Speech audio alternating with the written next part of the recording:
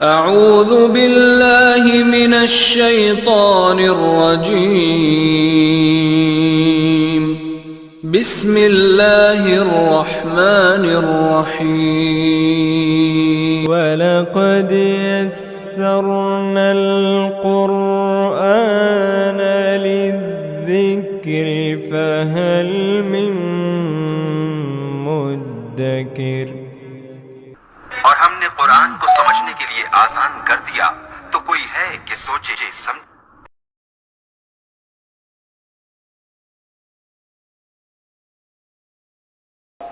سورۃ البقرہ کے 40 رکوع ہیں۔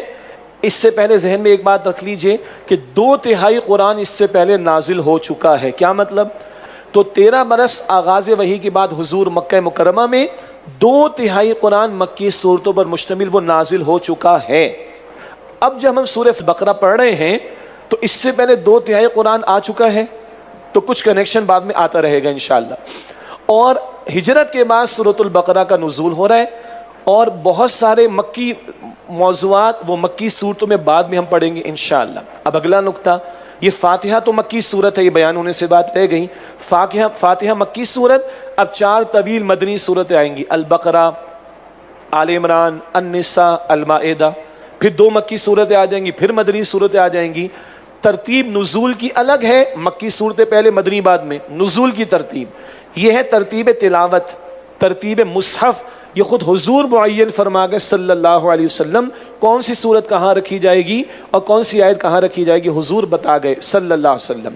اگلی بات، یہ جو 40 رکوع البقرہ کے، ان کے 2 بڑے حصے کر لیں، ایک طرف 18 رکوع اور ایک طرف 22 رکوع۔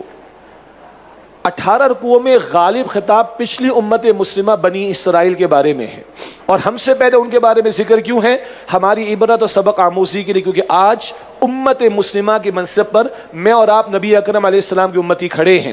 تو پہلے جو 18 رکوع ہیں ان میں غالب موضوع آئے گا بنی اسرائیل کے تعلق سے، پھر رکوع نمبر 19 سے لے کر آخر تک انشاءاللہ تعالی یہ تفصیل میں بات آ جائے گی بعد میں کہ جو نبی اکرم صلی اللہ علیہ وسلم کی امت سے خطاب ہے اور ان کے لیے بڑے احکامات عطا ہوئے۔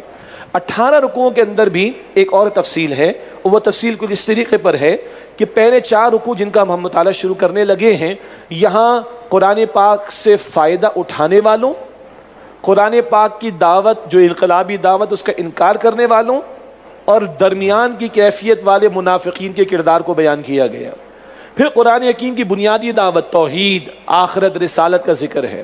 پھر قرآن کریم کا فلسفہ، خالق اور مخلوق کے درمیان کیا تعلق ہے، خلافت کا تصور، یہ بڑے اہم موضوعات ہیں جو پہلے 4 رکوع میں آئیں گے۔ پھر اگلے جو 10 رکوع ہوں گے ان میں بنی اسرائیل کا ذکر آئے گا۔ جب آغاز ہوگا تو تفصیل آئے گی، لیکن ذہن میں بٹھا لیں وہ 10 رکوع بنی اسرائیل کے بارے میں ہماری عبرت کے لیے۔ پھر مزید 4 رکوع آئیں گے جن میں ابراہیم علیہ السلام کا ایک خاص حکمت کے تحت بیان آئے گا، اور تحویل قبلہ کا موضوع آئے گا، یعنی قبلے کی تبدیلی، اور یہ قبلے کی تبدیلی اعلان ہوگی تحویل امت کی تبدیلی کا۔ اور پھر بنی اسرائیل کو معزول کر کے نبی اکرم علیہ السلام کی امت کو کھڑا کیا جائے گا۔ تو یہ پہلے 18 رکوع، اور ان میں پہلے 4 رکوع جن میں قرآن 3 گروہوں کا تذکرہ سمجھ لیں، قرآن کریم کی بنیادی دعوت اور قرآن پاک کا فلسفہ، وہ ہمارے سامنے آئے گا۔ اس تھوڑی سی وضاحت کے بعد اب آئیے سورۃ البقرہ کا مطالعہ شروع کریں۔ اللہ الرحمن الرحیم، اللہ کے نام سے شروع جو بڑا مہربان نہایت رحم فرمانے والا ہے۔ الف لام میم، یہ حروف مقطعات کہلاتے ہیں۔ قطع کرنا کہتے ہیں علیحدہ کرنے کو۔ ان حروف کو، ان الفابیٹس کو علیحدہ علیحدہ پڑھا جاتا ہے، ان کا ترجمہ نہیں کیا جاتا۔ بعض آراء ہیں مگر امت میں ان پر کوئی اتفاق نہیں پایا جاتا، اور صحیح تر بات یہ کہ یہ بات اللہ اور اللہ کے رسول علیہ السلام کے درمیان ایک راز ہے۔ ذالک الکتاب لا ریب فیہ، یہ وہ کتاب ہے جس میں کوئی شک نہیں۔ 2 آراء ہیں، ایک کیا، صراط مستقیم کی دعا مانگی، لو پورا قرآن ہم تمہیں جواب دعا کے طور پر دے رہے ہیں، گو کہ سورہ فاتحہ قرآن پاک کا حصہ ہے، مگر ایک رائے جو تم نے مانگا یہ لو ہم یہ کتاب تمہیں دے رہے، اس میں کوئی شک نہیں، ھدی للمتقین، یہ متقین کے لیے ہدایت ہے۔ اور ایک رائے یہ ہے، مدنی صورت ہے، یہود آباد ہیں، یہود کے 3 قبیلے مدینہ منورہ میں آباد ہیں، ان سے بھی سابقہ پیش آئے گا، چنانچہ ان کے تعلق سے بھی رہنمائی دی جا رہی ہے۔ اور موسیٰ علیہ السلام نے نبی اکرم علیہ السلام کے بارے میں بشارات دی تھیں، اولڈ ٹیسٹمنٹ میں ہے کہ ڈیٹرانومی کے اندر، اور اس میں وہ آیات موجود ہیں جہاں اللہ ذکر فرماتا ہے کہ موسیٰ علیہ السلام کو کہ میں ان کے بھائیوں میں انہی کی مانند ایک رسول کو مبعوث کروں گا اور اس کے منہ میں اپنا کلام ڈالوں گا۔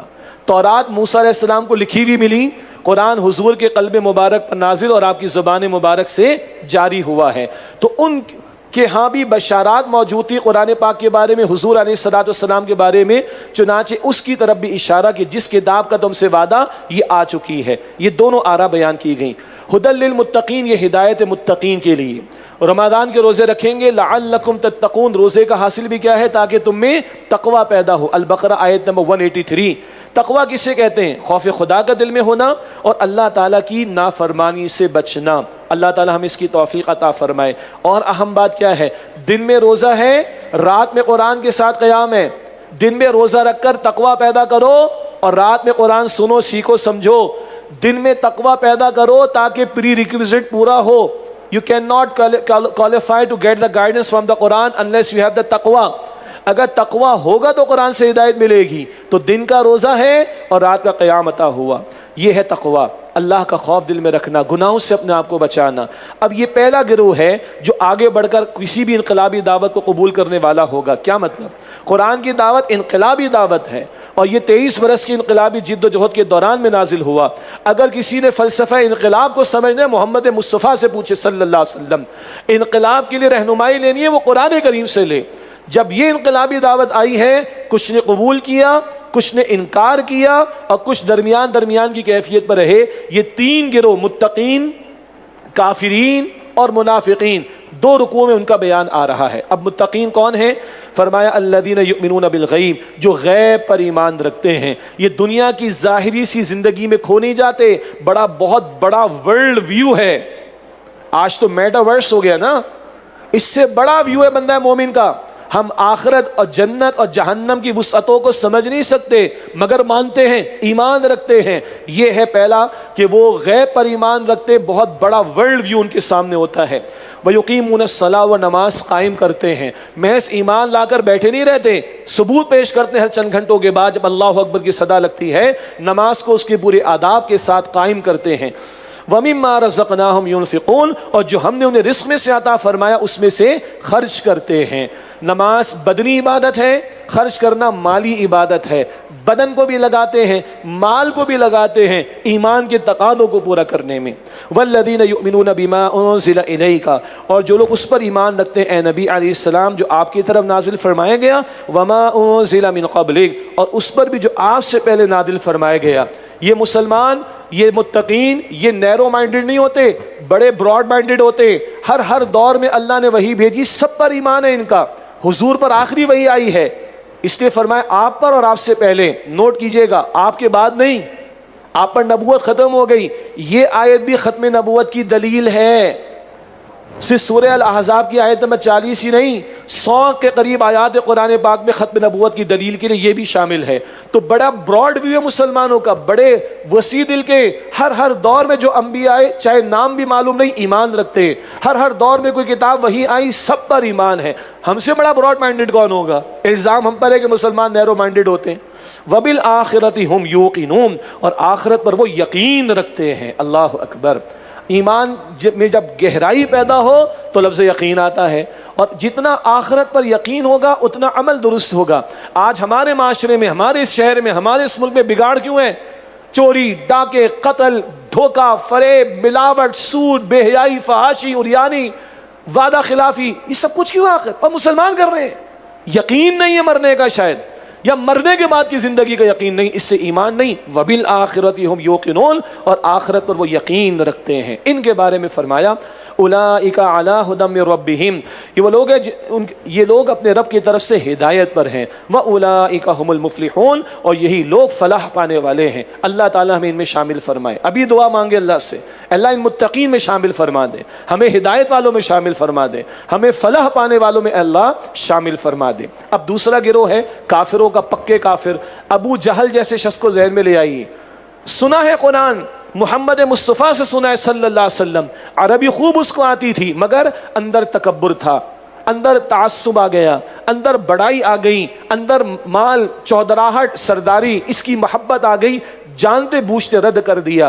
ایسے کھلے کافروں کا گروہ فرمایا ان الذین کفروا، بے شک جن لوگوں نے کفر کیا، سواء علیہم، ان کے حق میں برابر ہے، انذرتہم، خواہ آپ انہیں ڈرائیں، ام لم تنذرہم، یا انہیں نہ ڈرائیں، لا یؤمنون، وہ ایمان نہیں لائیں گے۔ یہ کھلے پکے کافروں کا ذکر ہو رہا ہے۔ ایک اہم نقطہ، ان کے حق میں برابر ہے، آپ ان کو ڈرائیں یا نہ ڈرائیں۔ نوٹ کیجئے گا، یہ نہیں فرمایا آپ کے حق میں برابر ہے، نہ، حضور آپ کام جاری رکھیے صلی اللہ علیہ وسلم۔ داعی دین کو کہا جا رہا ہے تم دعوت کا کام جاری رکھو، چاہے لوگ مانیں یا نہ مانیں۔ ان پکے کافروں کا معاملہ کیا ہے؟ ختم اللہ علی قلوبہم، اللہ نے ان کے دلوں پر، وعلی سمعہم، اور ان کے کان پر مہر لگا دی ہے۔ کب لگتی ہے مہر؟ جب ضد، تکبر، تعصب، حسد، یہ نوٹ کیجئے گا الفاظ، یہ بار بار آئیں گے سورۃ البقرہ میں، تکبر، تعصب، حسد، ضد، مال کی محبت، حب جاہ، منصب کی محبت، یہ آڑے آتی ہیں اور بندہ جانتے بوجھتے حق کا انکار کرتا ہے، جیسے کہ ابو جہل۔ پھر اللہ مہر لگاتا ہے، ختم اللہ علی قلوبہم وعلی سمعہم، اللہ نے ان کے دلوں پر اور ان کے کانوں پر مہر لگا دی ہے، وعلی ابصارہم غشاوۃ، اور ان کی آنکھوں پر پردہ پڑا ہوا ہے، ولہم عذاب عظیم، اور ان کے لیے بڑا عذاب ہے۔ یہ پہلا رکوع مکمل ہوا، دو گروہوں کا، متقین کا اور کافرین کا تذکرہ آ گیا۔ یہ دو گروہ، جب بھی کوئی انقلابی دعوت اٹھے گی، کوئی آگے بڑھ کر جان دینے کو تیار ہوں گے قبول کر کر، اور کچھ آگے بڑھ کر جان دیں گے اس کی مخالفت پر، جیسے کہ ابو جہل اینڈ کمپنی۔ ذہن میں رکھیے گا، یہ نزول قرآن کے وقت میں ہوا، اور جب اگر کسی معاشرے میں کوئی انقلابی جد و جہد و تحریک، کوئی ڈو اینڈ ڈائی کے مرحلے میں آئے گی، کچھ ساتھ دینے والے ہوں گے، جان دے دیں گے اس کے لیے، کچھ مخالفت کرنے والے ہوں گے، جان دیں گے اس کے لیے، جیسے کہ ابو جہل نے دی، قتل ہوا نا بدر میں۔ اور کچھ ہوں گے منافقین والے جیسے، یعنی بین بین کی کیفیت، مفاد پرست، ادھر بھی بنا کر رکھو ادھر بھی بنا کر رکھو، مفاد پرست ہوں گے۔ اگلا پورا رکوع ایسے لوگوں کے بارے میں آ رہا ہے۔ دوسرا رکوع، یہ نام ابھی قرآن پاک میں نہیں دیا، منافقین کا کردار بیان کر دیا ہے۔ لفظ منافق یا منافقین سورۃ النساء میں آ جائے گا، البقرہ ہجرت کے بعد نازل ہو رہی ہے، ابھی منافقین کا لفظ یہاں پر نہیں آ رہا، لیکن بعد میں ہم دیکھیں گے منافقین کے الفاظ بھی آئیں گے۔ سورۃ المنافقون بھی قرآن پاک میں موجود ہے۔ قرآن پاک کہہ رہے جو سنبھلنا چاہے سنبھل جائے، ایک ٹیسٹ تمہارے سامنے آ رہا ہے، اپنے آپ کو ٹیسٹ کر لو، ایک کردار کی خصوصیات آ رہی ہیں، چیک کر لو۔ فرمایا وَمِنَ النَّاسِ مَن يَقُولُ آمَنَّا بِاللَّهِ وَبِالْيَوْمِ الْآخِرِ، اور بعض لوگ ایسے جو کہتے ہیں ہم اللہ پر اور آخرت کے دن پر ایمان لے آئے، وَمَا هُم بِمُؤْمِنِينَ، حالانکہ حقیقت میں وہ مومن نہیں۔ دو رائے ہیں، ایک یہود اللہ اور آخرت کو ماننے کا دعویٰ کرتے مگر محمد مصطفیٰ علیہ السلام کو نہیں مانتے، ان کا اللہ کو ماننے کا دعویٰ باطل، آخرت کو ماننے کا دعویٰ باطل۔ ایک دو منافقین اللہ کے رسول کو ماننے کا دعویٰ کرتے مگر ان کی اطاعت نہیں کرتے، دل سے ایمان نہیں لاتے، ان کی اطاعت نہیں کرتے، تو ان کا ایمان کا دعویٰ باطل۔ یہ دونوں آرا بیان ہوئی۔ اللہ فرما رہے وما هم بمؤمنین، حالانکہ حقیقت میں وہ مومن نہیں۔ یخادعون اللہ والذین آمنوا، وہ اللہ کو اور ایمان والوں کو دھوکہ دینا چاہتے ہیں۔ وما یخدعون الا انفسهم وما یشعرون، اور حقیقت میں وہ اپنے آپ کو ہی دھوکہ دے رہے ہیں اور وہ شعور نہیں رکھتے۔ سب سے بڑا دھوکہ کیا ہے؟ دنیا کے چند ٹکوں کی خاطر ایمان کا سودا کر رہے ہیں۔ محمد مصطفیٰ جد و جہد فرما رہے ہیں، مدنی دور ہے، اللہ کے دین کے لیے محنت ہو رہی ہے، اور یہ فرار اختیار کر رہے ہیں، یہ جان بچانا چاہتے ہیں، مال بچانا چاہتے ہیں، دھوکہ دینا چاہتے ہیں، دعویٰ اسلام کا اور اسلام کے تقاضوں سے فرار ہے، یہ دھوکہ دینا چاہتے ہیں مگر خود اپنے آپ کو دھوکہ دے رہے ہیں۔ وہ کیا ہے؟ آخرت برباد کر رہے ہیں۔ فرمایا فی قلوبہم مرض، ان کے دلوں میں نفاق کا مرض ہے۔ یہ میں ترجمہ نہیں کر رہا ہوں، ابھی لفظ نفاق قرآن پاک میں نہیں ہے۔ مرض کون سا ہے؟ نفاق کا۔ فزادہم اللہ مرضا، تو اللہ نے ان کا مرض اور بڑھا دیا۔ کیوں؟ خود اس طرف چلے ہو، اللہ ادھر ہی جانے دے گا۔ نوٹ کیجئے گا، یہ دنیا امتحان کے لیے اللہ نے راستہ واضح کر دیا، جو جس طرف جانا چاہے، حق یا باطل کی طرف۔ حق کی طلب رکھو گے اللہ حق میں خوب آگے بڑھا دے گا، باطل کی طلب رکھو گے اللہ ادھر ہی جانے دے گا۔ کیوں؟ امتحان میں جبر نہیں ہے، جو جس طرف جانا چاہے گا اللہ چلا دے گا۔ انہوں نے خود اپنے اندر یہ محبت پیدا کی دنیا کی، فرار اختیار کر رہے دین سے، اللہ نے اس مرض کو بڑھا دیا۔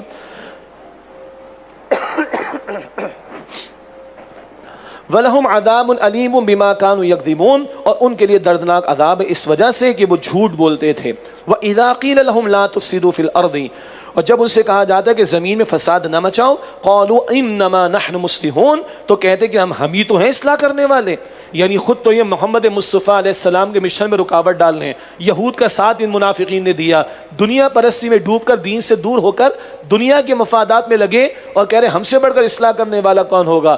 آج بھی آپ کو ہمارے ملکوں میں شہروں میں لوگ ملیں گے دین کے خلاف باتیں کرتے ہیں، دین کے راستے کو روکنے کی کوششیں کرتے ہیں، مگر کہتے ہیں ہم سے بڑا اصلاح کرنے والا کون ہوگا، اور دین والوں کو دہشت گرد کہتے ہیں. انا للہ و انا الیہ راجعون. یہ ٹون آج بھی ہے. تو یہ کہتے ہیں ہم ہی تو ہیں اصلاح کرنے والے. اللہ کا تبصرہ الا انہم هم المفسدون، آگاہ ہو جاؤ بے شک یہی فساد کرنے والے ہیں. ولکن لا یشعرون، لیکن وہ شعور نہیں رکھتے. دنیا کی محبت میں ڈوب کر دین کا سودا کر رہے ہیں، ایمان کے تقاضوں سے بھاگ رہے ہیں. ان کا پھر کیا ہے آخرت میں؟ عذاب کے سوا کچھ بھی نہیں. فرمایا وَإِذَا قِيلَ لَهُمْ، اور جب ان سے کہا جاتا ہے آمنوا كما آمن الناس، کہ جس طرح اور لوگ ایمان لائے تم بھی ایمان لاؤ. قالوا انؤمن كما آمن السفهاء، تو وہ کہتے ہیں کہ کیا ہم بھی اسی طرح ایمان لے آئیں جس طرح بے وقوف ایمان لائیں. اللہ اکبر. حضور کے پیارے صحابہ وہ ایمان میں معیار ہیں، اسی البقرہ میں پہلے پارے کے آخر میں آ جائے گا. اور وہ دین کی خاطر سب کچھ لٹانے قربان کرنے میں لگے ہوئے ہیں. دنیا پرست منافقین جب یہ دیکھتے کہتے بے وقوف ہے، دماغ خراب ہو گیا، فینیٹکس ہو گئے، نہ جان کی فکر، نہ مال کی فکر، نہ کیریئر کی، نہ پروفیشن کی، نہ بزنس کی، لگائے جا رہے ہیں. دنیا پرست منافق کہتا ہے یہ بے وقوف. اللہ اکبر. کس کو؟ سچے ایمان والوں کو. اللہ کا تبصرہ سنیے الا انہم هم السفہاء، آگاہ ہو جاؤ بے شک وہی بے وقوف ہیں. ولکن لا یعلمون، لیکن وہ جانتے نہیں ہیں. ان سے بڑا بے وقوف کون ہوگا کہ دنیا بنانے کے چکر میں آخرت برباد کر رہے ہیں. اور سن لیجئے گا بھائی، آج دین میرے اور آپ کے سامنے ہے. آج اس دین کی مغلوبیت کے دور میں مجھے اور آپ کو آگے بڑھنا چاہیے. اور اگر آج ہم دین کی پکار پر لبیک نہیں کہہ رہے، صرف دنیا، کیریئر، پروفیشن، اپنا سیف اینڈ ساؤنڈ مستقبل دنیا کا، اگر ہم بھی اسی چکر میں لگے تو بس میں اپنے آپ سے پوچھ لوں، آپ اپنے آپ سے پوچھ لیں ہم کہاں کھڑے ہیں. بات فتوے کی نہیں ہے، بات قرآن پاک کے مطالعے کے ذیل میں اپنا جائزہ لینے کی ہے. وَإِذَا لَقُوا الَّذِينَ آمَنُوا، اور جب یہ منافقین ان لوگوں سے ملتے جو ایمان لائے، قَالُوا آمَنَّا، تو کہتے ہیں کہ ہم ایمان لے آئے. وَإِذَا خَلَوْا إِلَىٰ شَيَاطِينِهِمْ، اور جب تنہائی میں اپنے شیاطین یعنی سرداروں کے پاس جاتے ہیں، قَالُوا إِنَّا مَعَكُمْ، تو ان سے کہتے ہیں کہ بے شک ہم تمہارے ساتھ ہیں. إِنَّمَا نَحْنُ مُسْتَهْزِئُونَ، ہم تو مسلمانوں سے صرف مذاق کرتے ہیں. اللہ اکبر. یہ ہے دو رخا پن. منافق کہتے ہیں دو منہ والے کو، ڈویلٹی والا کردار. مسلمانوں کے پاس جاتے ہیں ہم تو تمہارے ساتھ ہیں، اپنے سرداروں کے پاس جاتے ہیں ہم تو تمہارے ساتھ ہیں، کبھی یہود کے پاس ہم تو تمہارے ساتھ ہیں. ادھر بھی بنا کر رکھو، ادھر بھی بنا کر رکھو، اپنے مفاد کی حفاظت کرو. یہ ہے منافقت. فرمایا اللہ یستہزئ بہم، اللہ تعالیٰ ان منافقین سے اپنی شان کے مطابق استہزاء کرتا ہے، یعنی ان کی حرکتوں کا جواب دیتا ہے. وَيَمُدُّهُمْ فِي طُغْيَانِهِمْ يَعْمَهُونَ، اور انہیں ڈھیل دیتا ہے کہ وہ اپنی سرکشی میں بھٹکتے رہیں. أُولَٰئِكَ الَّذِينَ اشْتَرَوُا الضَّلَالَةَ بِالْهُدَىٰ، یہ وہ لوگ ہیں جنہوں نے ہدایت کے بدلے گمراہی خرید لی.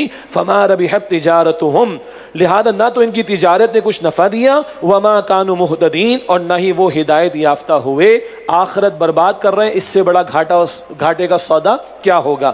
اب دو مثالیں آ رہی ہیں، ایک مثال کھلے پکے کافروں کی اور ایک مثال یہ بین والے منافقین جیسے لوگوں کی. پہلی مثال کھلے کافروں کے لیے، مثلهم كمثل الذي استوقد نارا، ان کی مثال اس شخص کی سی ہے جس نے تاریکی میں آگ جلائی.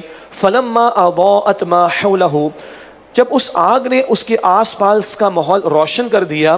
ذهب الله بنورهم، تو اللہ نے ان لوگوں کی روشنی سلب کر لی. وتركهم في ظلمات، اور انہیں اندھیروں میں چھوڑ دیا. لا يبصرون، انہیں کچھ سجھائی نہیں دیتا. آگ روشن ہوئی، کس نے؟ حضور نے ایمان کی دعوت دینا شروع کی، وحی کی روشنی آ گئی. لیکن یہ لوگ جو تکبر میں آ گئے، حسد میں آ گئے، تعصب میں آ گئے، ضد میں آ گئے، دنیا کی محبت میں آ گئے، اللہ تعالیٰ نے ان سے ان کی فرمایا جا رہا ہے کہ سیکھنے کی صلاحیت کو، سمجھنے کی صلاحیت کو یا قبول کرنے کی صلاحیت کو ہی واپس لے لیا. وہی بات ختم اللہ علی قلوبہم، روشنی تو تھی مگر تکبر کی وجہ سے، تعصب کی وجہ سے، دنیا کی محبت کی وجہ سے انہوں نے رد کیا.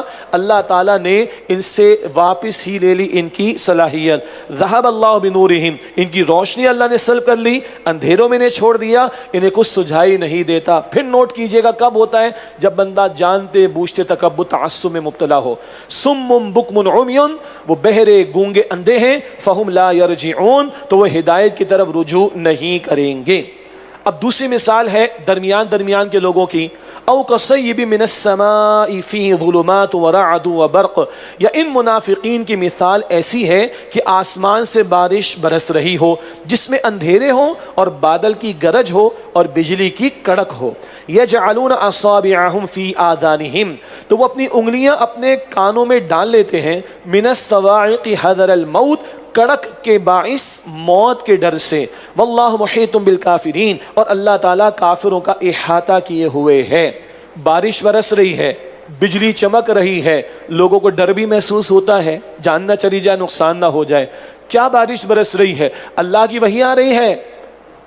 کیا معاملات ہیں؟ احکامات آ رہے ہیں جان لگانے کے، مال لگانے کے، قتال فی سبیل اللہ، انفاق فی سبیل اللہ، راہ خدا میں نکلو، اللہ کی راہ میں جان تک کا نذرانہ پیش کرنے کے لیے تیار ہو جاؤ. ان کو موت نظر آتی ہے، یہ اپنے کانوں کے اندر انگلیاں ڈال لیتے ہیں موت کے خوف سے. فرمایا کہ اللہ ان کا احاطہ کیے ہوئے ہے. یکاد البرق یخطف ابصارہم، قریب ہے کہ بجلی کی چمک ان کی آنکھوں کی بصارت کو اچک لے. کلما اضاء لهم مشوا فیہ، جب ان پر بجلی چمکتی ہے تو وہ اس کی روشنی میں چل پڑتے ہیں. وَإِذَا أَظْلَمَ عَلَيْهِمْ قَامُوا، اور جب ان پر اندھیرا چھا جاتا ہے تو وہ کھڑے ہو جاتے ہیں. کیا مطلب؟ آسان حکم آیا تو مان لیا، مشکل آیا تو بھاگ لیے. میٹھی بات آئی تو قبول کر لی، مشکل بات آئی تو بھاگ لیے. بھائی آج ہم اپنے معاشرے کا جائزہ لے لیں. 11 مہینے کی نماز مشکل لگتی ہے، لوگ نہیں ادا کرتے. رمضان شریف میں آسان لگتی ہے، ادا کر لیتے. عام دنوں کی 4 آسان لگتی ہے، ادا کر لیتے. 5ویں فجر کی مشکل لگتی، چھوڑ دیتے. نماز ادا کرنا، زکوٰۃ دینا آسان لگتا ہے، کر لیتے ہیں. سود چھوڑنا مشکل لگتا ہے، سود نہیں چھوڑتے. گن کر نوافل بھی ادا کریں گے، نفل روزی بھی رکھیں گے، مگر بے پردگی بھی چلتی رہے گی، مشکل لگتی ہے، اس لیے اس کا حکم جو ہے وہ اس کو توڑ دیتے ہیں، پردے کے حکم کو توڑ دیتے ہیں. What is this? This pick and choose is not allowed. یہی معاف کیجئے، یہ منافقین کا مسئلہ ہے. ذرا آسانی میری آ گئے، مشکل لگی بھاگ گئے، اندھیرا چھا گیا کھڑے کے کھڑے رہ گئے. نہیں بھائی، اللہ فرماتا ہے البقرہ کی آیت نمبر 208 میں ادخلوا فی السلم کافہ، اسلام میں پورے کے پورے داخل ہو جاؤ. ارشاد ہوا وَلَوْ شَاءَ اللَّهُ لَذَهَبَ بِسَمْعِهِمْ وَأَبْصَارِهِمْ، اور اگر اللہ تعالیٰ چاہتا تو ان کی سماعت اور بصارت کی طاقتوں کو سلب کر لیتا. اللہ چاہے تو ان کو بھی سلب کر لے ان کی صلاحیتوں کو، لیکن نہیں، کچھ تو چل رہا ہے نا. تو جو جتنا چلنا چاہے گا اس کو چلنے دے گا. اللہ یہ اللہ کی شان کریمی یکدم نہیں پکڑتا، مگر خود جو ضد پر آ جائے پھر اللہ تعالیٰ اس سے ہدایت کی توفیق دے لیتا ہے. اللہ اس سے بچائے ہمیں. ان اللہ علی کل شیء قدیر، بے شک اللہ سبحانہ وتعالی ہر بات پر قدرت رکھنے والا ہے. یہ 2 رکوع مکمل ہوئے الحمدللہ رب العالمین. یہ سلسلہ جاری رہے گا.